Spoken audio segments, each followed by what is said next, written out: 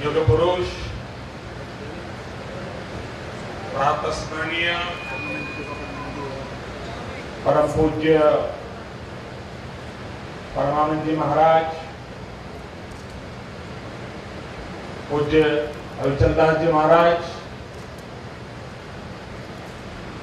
पूज्य इंदिरा बेटी जी, पूज्य दीदी मां, उपस्थित सभी पूज्य संतगण, सर्वे महानुभाव,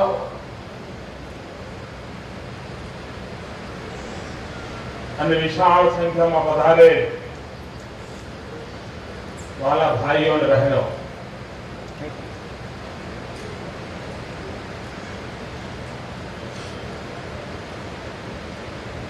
મને લાગે છે કે ઈશ્વરની જ ઈચ્છા છે કે વાત્સલ્ય ધામ આ પવિત્ર ધરતી પર નિર્માણ થાય। આ ધરતીની પોતાની એક વિશેષતા રહી છે, ચરોતરની ભૂમિની એક વિશેષતા રહી છે। દેશ જ્યારે ગુલામીના કાલખંડમાં સબળતો હતો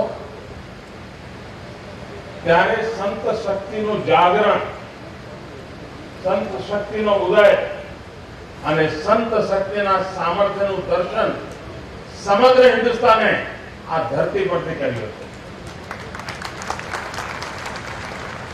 સત્કૈવલ પરંપરા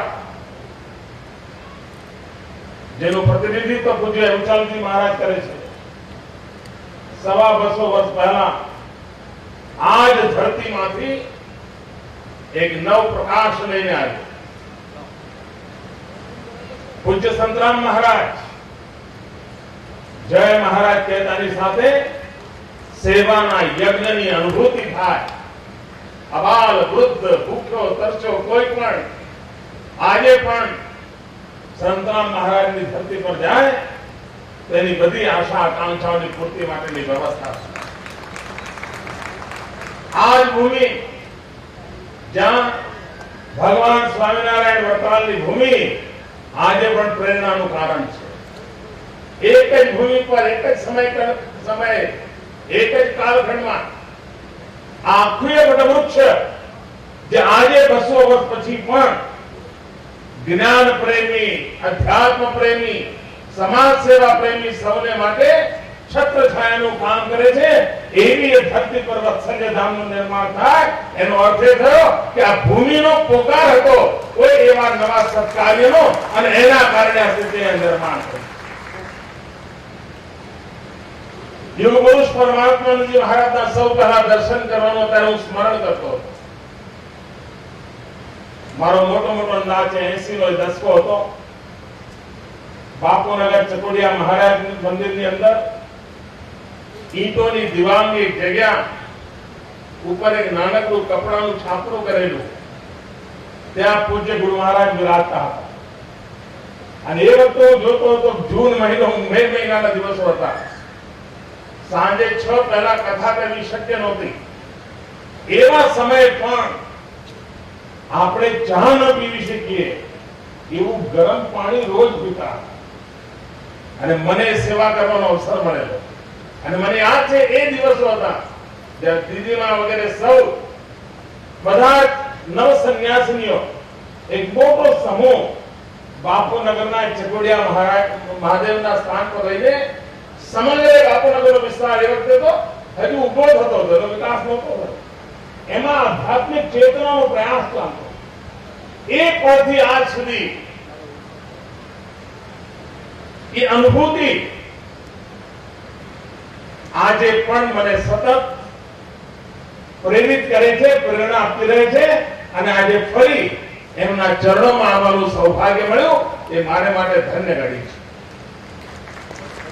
तो हिंदुस्तान में व्यक्तिओं लेवलिंग करवानी फैशन है।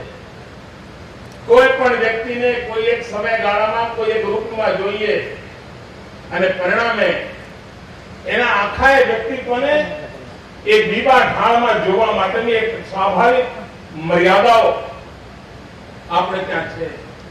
अने एना कारणे જ્યાં સુધી તમે વૃંદાવનનું વાત્સલ્ય ધામ ન જુઓ ત્યાં સુધી દીદી માના પૂર્ણ રૂપને ન સમજી શકો. આપે દીદી માના 15 વર્ષ પહેલાના વક્તવ્ય તમારા કાનમાં ગૂંજતા હોય, આપ જતી જબાન તમને આજે પણ જગજોરતી હોય, પણ એ જ દીદી માને વાત્સલ્ય ધામની ભૂમિ પર જુઓ ત્યારે માતૃ સ્વરૂપા આવતીકાલના સમાજ નિર્માણ માટે કેવી રીતે સમાહિત અને સમર્પિત હોય છે એના પાવન દર્શન કરવાનો અવસર એ ભૂમિમાં મળતો હોય છે. મારું સદભાગ્ય છે કે મને વાત્સલ્ય ધામ ના દર્શન કરવાનો અવસર મળ્યો છે. ત્યાં ઘટાટોપ વૃક્ષોની વચ્ચે માં ભારતીની આરાધના અને ભારત માતાના શ્રેષ્ઠ સંતાન બનવાની મથામણ એનો એક ઉત્તમ પ્રકારનો યજ્ઞ ચાલી રહ્યો છે. એ યજ્ઞની એક નાનકડી આહુતિ, એ યજ્ઞની એક નાનકડો જ્યોતિપુંજ આપણા ગુજરાતની આ ધરતી પર આવ્યો છે ત્યારે મને વિશ્વાસ છે કે આવનારા સમયમાં સમાજમાં દુઃખી દારિદ્ર તરફ જોવાનો જ આખો દ્રષ્ટિકોણ છે. દયાને કરવા નહીં, કર્તવ્ય ભાવથી જોવાનો જે નવ દ્રષ્ટિકોણ પૂજ્ય દીદીમાએ આપ્યો છે એ ગુજરાતના સંસ્કારની અંદર એક નવું છોગું વેરાશે એવો મને પૂરો વિશ્વાસ છે.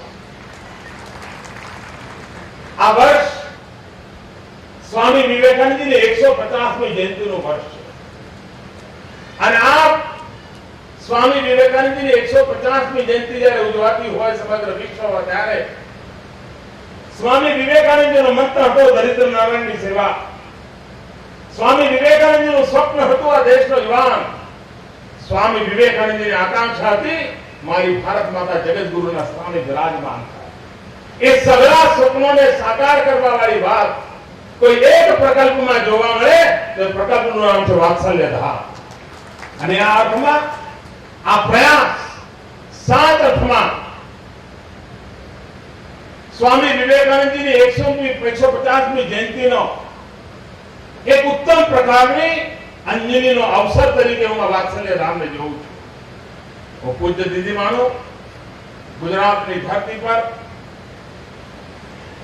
એક પ્રકલ્પ સાથે આવવા બદલ સવિશેષ સન્માન, આદર અને ગૌરવ કરું છું. યુગ પુરુષ પરમાત્માજીને મહારાજના આશીર્વાદ સદા સર્વદા આપણને મળતા રહ્યા છે, મળતા રહેશે.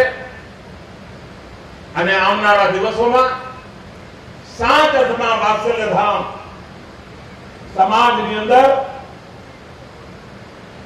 એક કર્તવ્ય પરાયણતા માટેનું એક ઉત્તમ તીર્થક્ષેત્ર બની રહેશે અને જ્યાં કર્તવ્ય પ્રેમી જનો માટેનો એક મહાકુંભનું સંયોજન થઈ શકશે એવા પ્રકલ્પ માટે અનેક અનેક શુભકામનાઓ પાઠવું છું. અને મને વિશ્વાસ છે કે આટલા મોટી સંખ્યામાં જ્યારે દાતાશ્રીઓ અહીંયા ઉપસ્થિત હોય, આટલા મોટા પ્રમાણમાં સંતોના આશીર્વાદ મળ્યા હોય, આ વાત્સલ્ય ધામનો પ્રકલ્પ સમય કરતા વહેલો થશે એવો મને ભરોસો છે. ધાર્યા કરતા મોટો થશે એવો મારો વિશ્વાસ છે અને ઉત્તમ રંગ રૂપ સાથે થશે જેથી કરીને સંસ્થાઓનું નિર્માણ કરનારા લોકો માટે પણ આ પ્રકલ્પ એક પ્રેરણારૂપ બની રહેશે એવો મને વિશ્વાસ છે. રાજ્ય સરકારની અનેક યોજનાઓ છે, એ યોજનાઓનો લાભ પણ અવશ્યપણે આ વાત્સલ્ય ધામને પણ મળશે અને આ વાત્સલ્ય ધામના વિકાસ સાથે ગુજરાતની આવતીકાલને પણ એક સરસ મજાની છત્રછાયા મળશે એવા પૂરા વિશ્વાસ સાથે અંતઃકરણપૂર્વક પૂજ્ય દીદીમાને પ્રણામ કરું છું. યુગ પુરુષ પરમાનંદજી મહારાજને પ્રણામ કરું છું. સૌ સંતોને પ્રણામ કરું છું અને વિશ્વાસ સાથે કહું છું કે ખૂબ વેળાસર ગુજરાતની અંદર કર્તવ્ય ભાવનાને જગાવનારા આ યજ્ઞ કાર્યમાં ગુજરાત પાછી પાની નહીં કરે એવા વિશ્વાસ સાથે આપ સૌને ખૂબ ખૂબ શુભકામનાઓ.